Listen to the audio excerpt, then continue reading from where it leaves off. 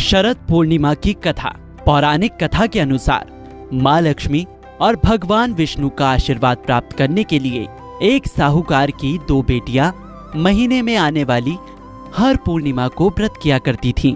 इन दोनों बेटियों में बड़ी बेटी पूर्णिमा का व्रत पूरे विधि विधान से किया करती थी, जबकि छोटी बेटी व्रत तो करती थी लेकिन नियमों में उस तरह से पालन नहीं करती थी। नियमों का आडंबर मानकर उनकी अनदेखी करती थी। जैसी ही दोनों बेटी बड़ी हुई, साहूकार ने दोनों बेटियों का विवाह कर दिया। बड़ी बेटी के घर समय पर स्वस्थ संतान का जन्म हुआ। छोटी बेटी को भी संतान हुई, लेकिन उसकी संतान जन्म लेते ही दम तोड़ देती थी। जब उसके साथ ऐसा 2 से 3 बार हो गया तो उसने एक ब्राह्मण को बुलाकर अपनी पूरी व्यथा सुनाई, साथ ही इसका उपाय बताने के लिए भी कहा। उसकी सारी बातें सुनकर और कुछ प्रश्न पूछने के बाद ब्राह्मण ने उससे कहा कि तुम पूर्णिमा का अधूरा व्रत करती हो, इस कारण तुम्हें व्रत का पूरा फल नहीं मिल रहा है और तुम्हें अधूरे व्रत का दोष लगता है। ब्राह्मण की बात सुनकर छोटी बेटी ने पूर्णिमा व्रत पूरे विधि विधान से करने का निर्णय लिया, लेकिन पूर्णिमा आने से पहले ही उसने एक बेटे को जन्म दिया। जन्म लेते ही बेटे की मृत्यु हो गई। इस पर उसने अपने बेटे के शव को एक पीढ़े पर रख दिया और ऊपर से एक कपड़ा इस तरह ढक दिया कि किसी को पता न चले।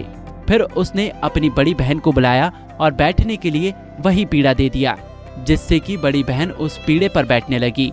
उसके लहंगे के किनारे बच्चे को छू गई और वो जीवित होकर तुरंत रोने लगा। इस पर बड़ी बहन पहले तो डर गई और फिर छोटी बहन पर क्रोधित होकर उसे डांटने लगी कि क्या तुम मुझ पर बच्चे की हत्या का दोष और कलंक लगाना चाहती हो?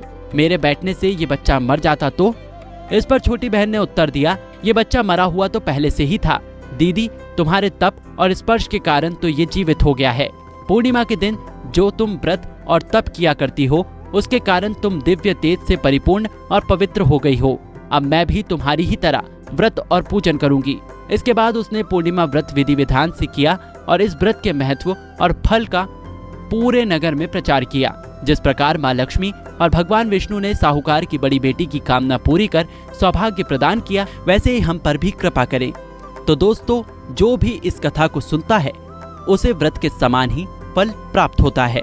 कुंडली टीवी डेस्क से प्रिया शर्मा की रिपोर्ट।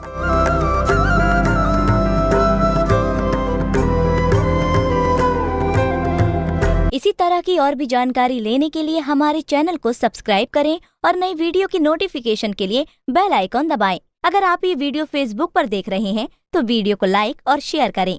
साथ ही अपनी राय कमेंट बॉक्स में जरूर बताएं। धन्यवाद।